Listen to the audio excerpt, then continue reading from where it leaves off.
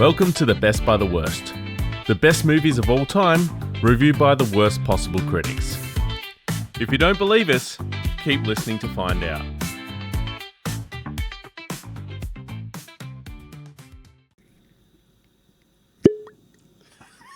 I hope that comes out good. Oh, I think it'll come out fantastic. Oh, Barrett, welcome back to the Aleks podcast. Oh, no. I thought about doing it, and then I thought about not doing it.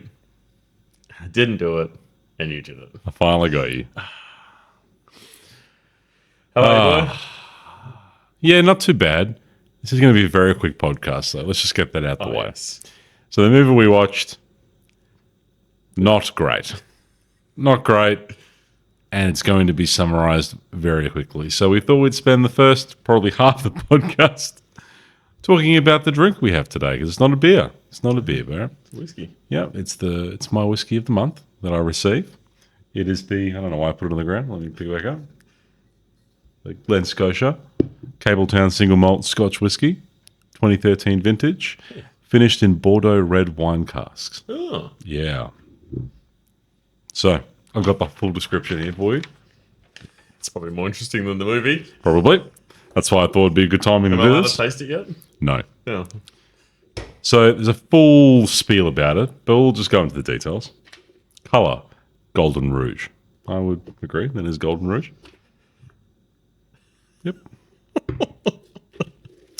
On the nose, rose petal, wild raspberry compote, cinnamon, and ocean spray. Definitely getting the rose petals. Do you know to smell it with your mouth open? Yeah. Yeah. Feels very weird doing that. Definitely getting the rose petals. Yeah. The palate, so we'll be able to try it next. Strawberry, cream, butterscotch, marmalade, fresh fig, and vanilla. And then the finish will be rich and creamy, finish of white chocolate and berry bavarois. I heard a similar description at a very nice distillery in Scotland recently. Most of them Could are pretty not taste fancy. Any of them. Well, let's see if you get strawberries, cream, butterscotch, marmalade, fresh fig, and vanilla. Cheers, boy. Cheers.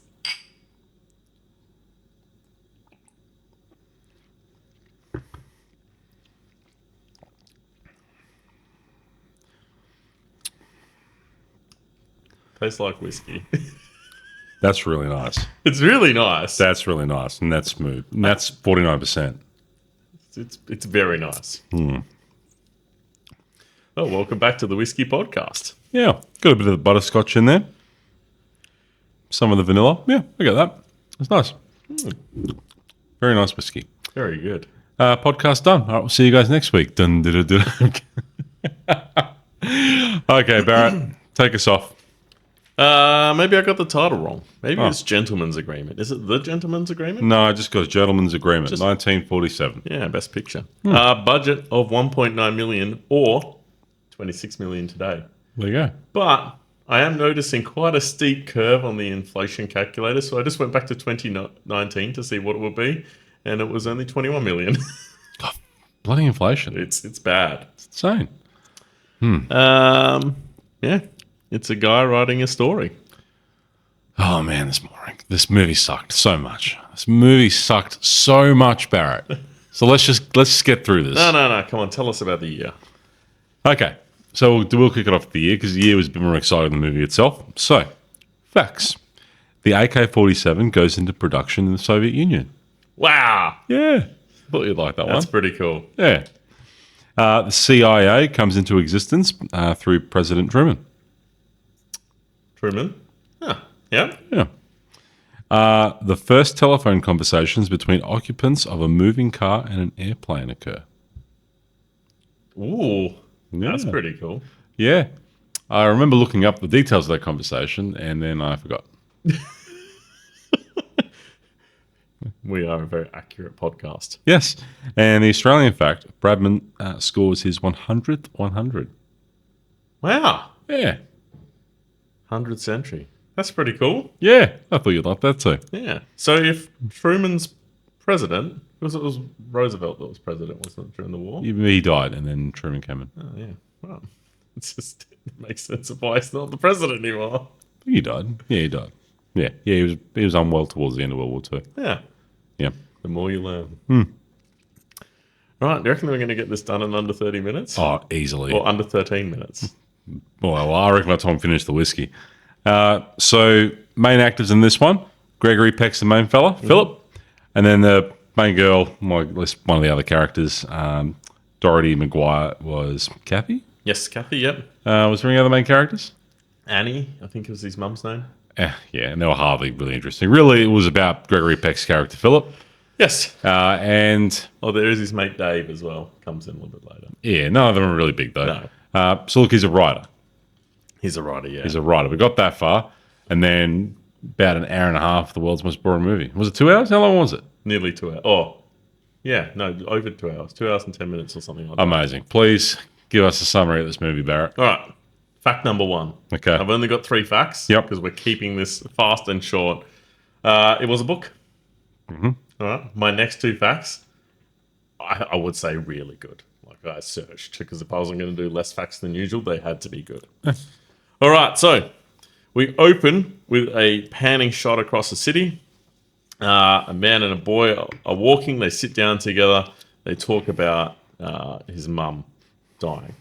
Okay, so it's the dad talking to his son about the boy's mother dying. Yep. So we find out pretty soon that the dad we're seeing is Philip, and he is I guess widowed. Are you widowed if you're a man?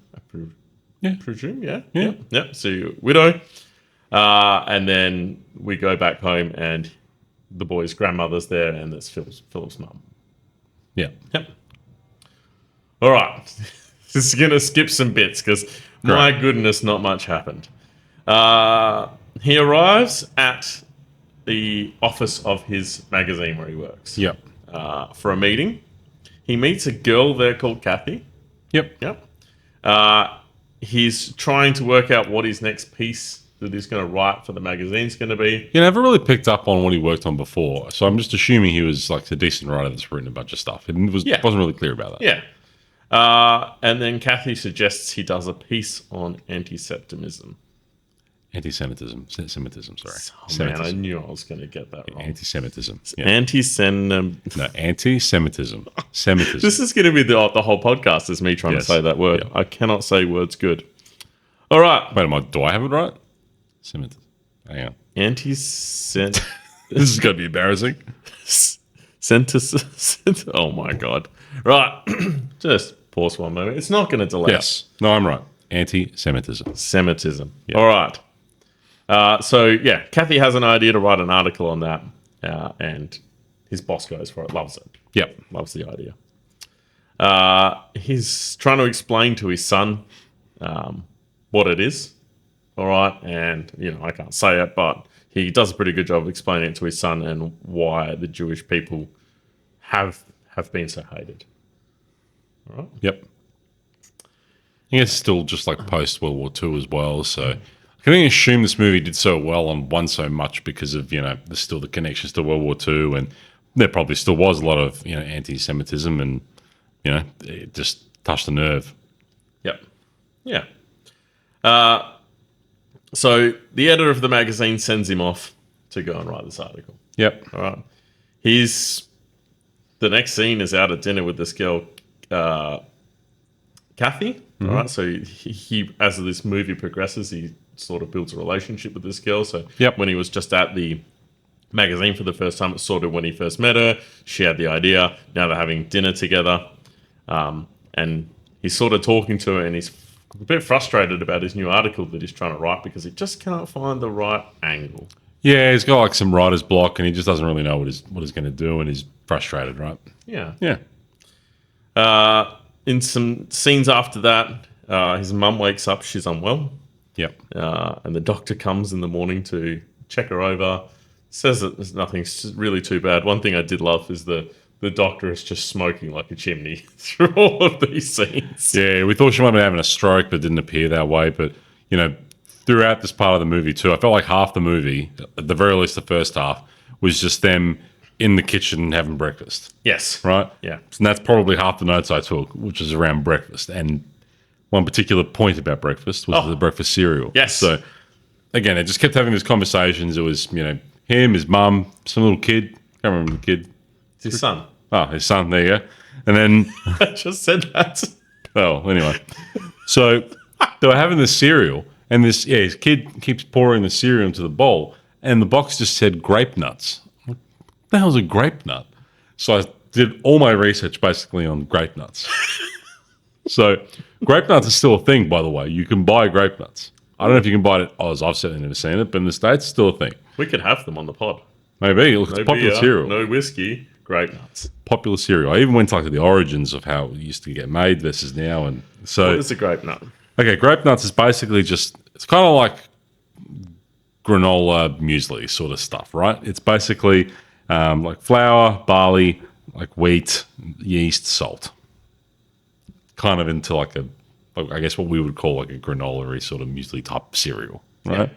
But back in the day, like it used to be the same ingredients, but they would bake it into like a rigid sheet, and then they would break it up in a coffee grinder and then put that in the box. Wow. Yeah, That's pretty cool. yeah. So grape nuts, Yeah.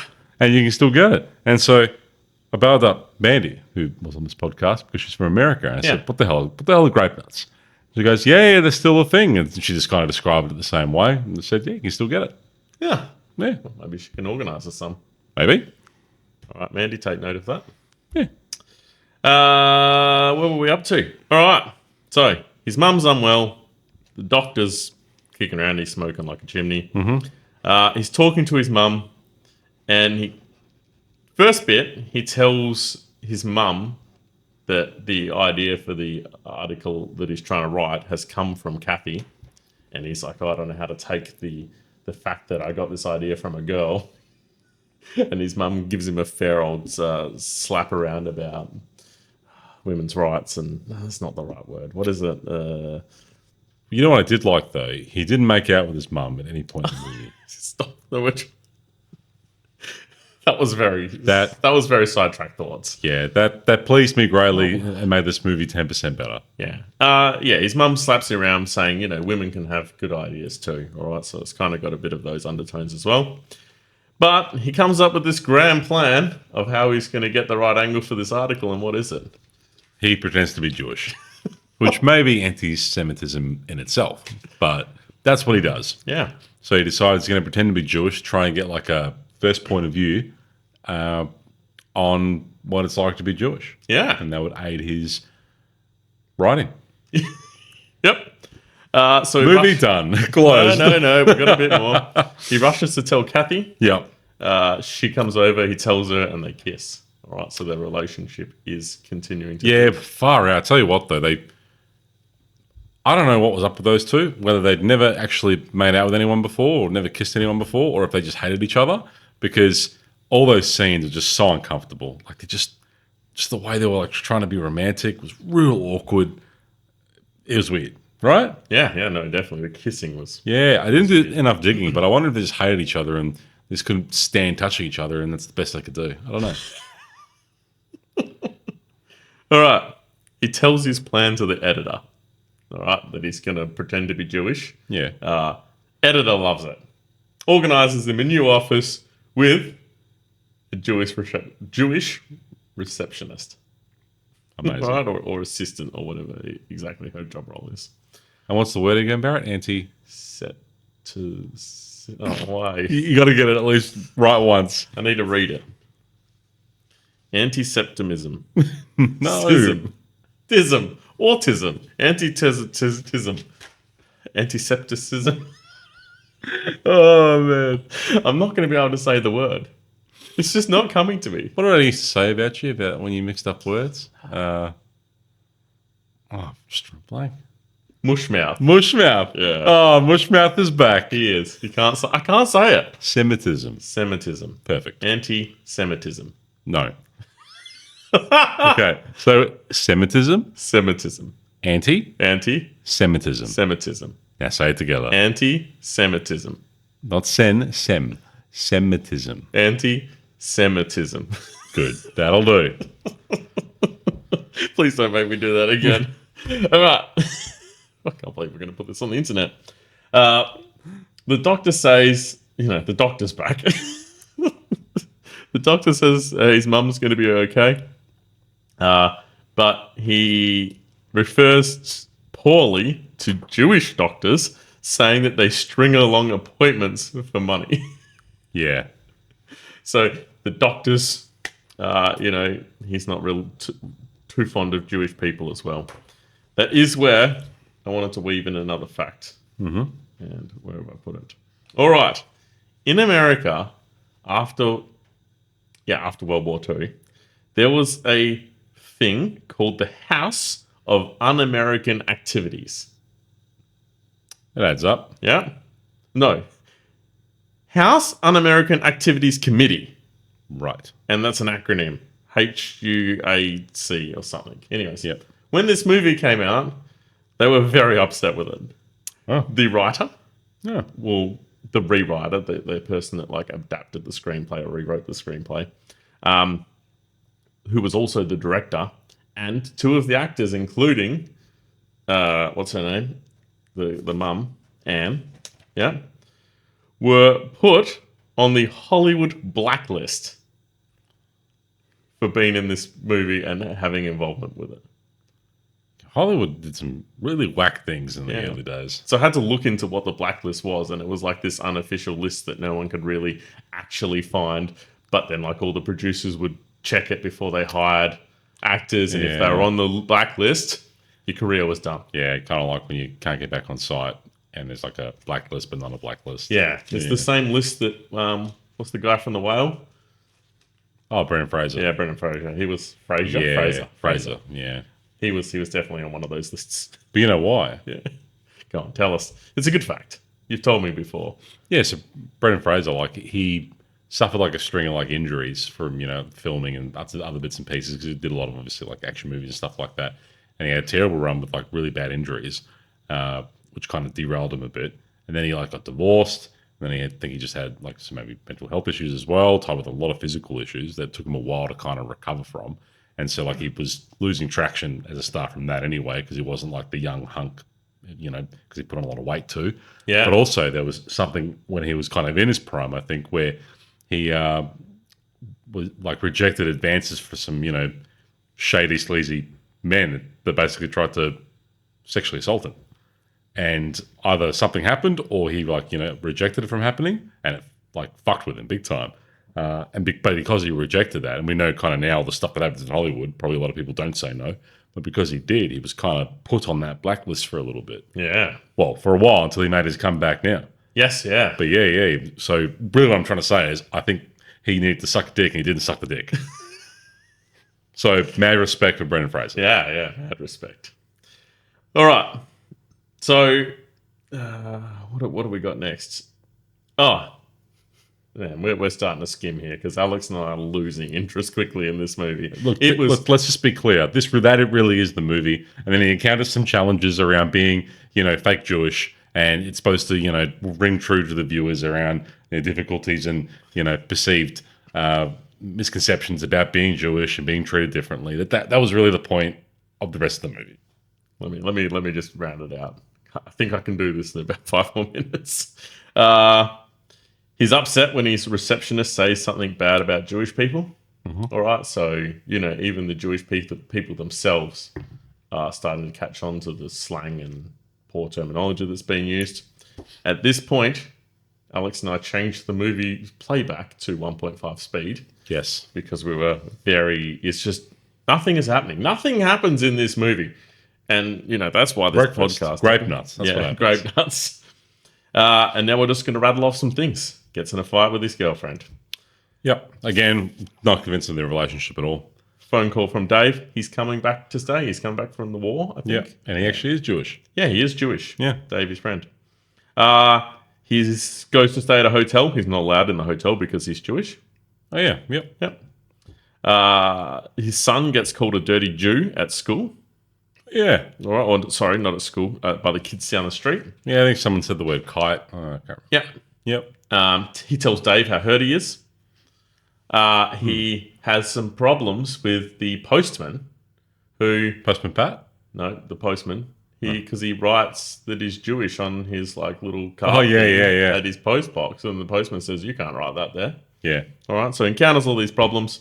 Obviously puts it all in his article. Releases his series in the magazine are, it's fantastic. It's a hit. His administrator / receptionist, whatever her role is, finds out he's lying, and he says he's no different. All right, whether he's faking to be Jewish or not Jewish, he's still the same guy that she's known all along. The end. Thank fuck that's over. That's literally what I wrote. The end. Thank fuck. Is it a bad time to tell you that I've been faking being your friend for the last 10 years to write a story of my own through podcast? Yeah. No, that's okay. I do have one more fact in there. I got a couple of things too, but you go. So my last fact. I thought my fact before was pretty good about the blacklist. Yep. This one here I also think is pretty good. There was a guy named Joseph Breen. Okay? He was the assessor for the Hays Code. Our old friends at the Hays Code. When they were planning this movie, so like before they started shooting, they went to the Hays Code and told them what they were going to do. And it was very iffy on whether they were going to let it through because Joseph himself had opinions about Jewish people. I bet he did. Unreal. So a couple of my facts. The first one. So the movie, when it was released, was banned in 41 countries. Also, I made that up. Oh, wow. So That was a good fact. I thought you'd like that, Yeah. but it's completely fabricated. Also, there was some couple of points in the movie, or at least one that I can remember where they were talking about Palestine and some of the issues even back then. And I thought, it's actually funny, the movie itself, and then talking about that, especially with today's events, it just shows you really nothing has changed at all. Yeah. Yeah. And just the movie itself. So it was nominated for 8 Academy Awards. It won 3, which were Best Picture, Supporting Actress, which is funny because I thought she was trash, and Director.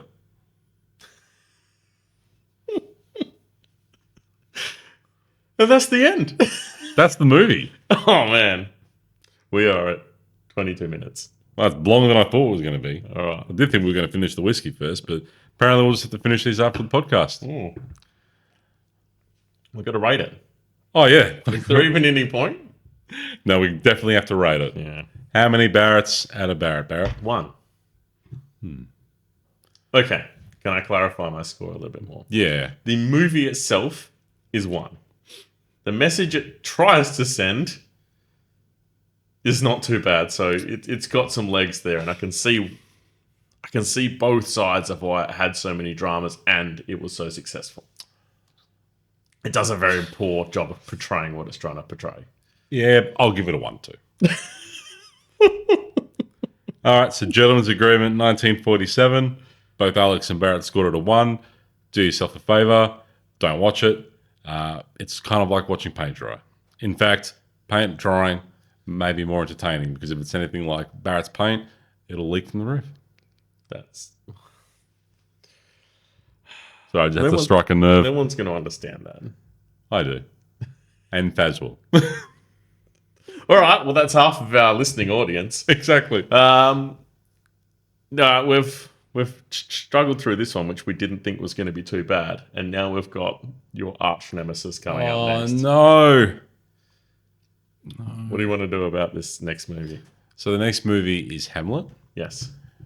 And those sorts of movies where it's, like Shakespearean and about those plays and it's kind of like half movie, half a play.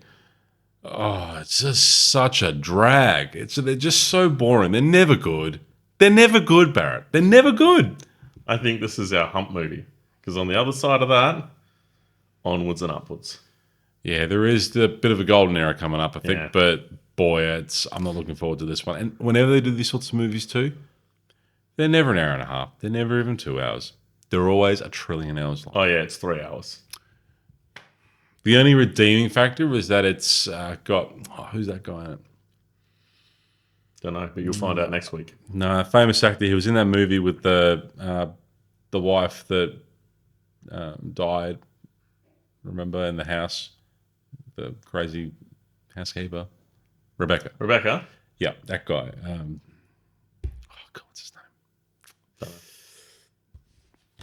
Is it? I always tear the pages out of my book, so... Oh, god damn. I don't. Our poor listeners, they have to know. They have to know. Oh.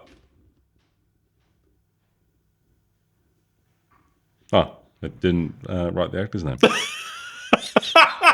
All right, I'm not making people listen to any more of this. All right, tune. Olivia, something or other. Olivia Newton-John. Why aren't you good at this at all? Are you talking to me? Yes, that guy. Anyway, all right. See you next time.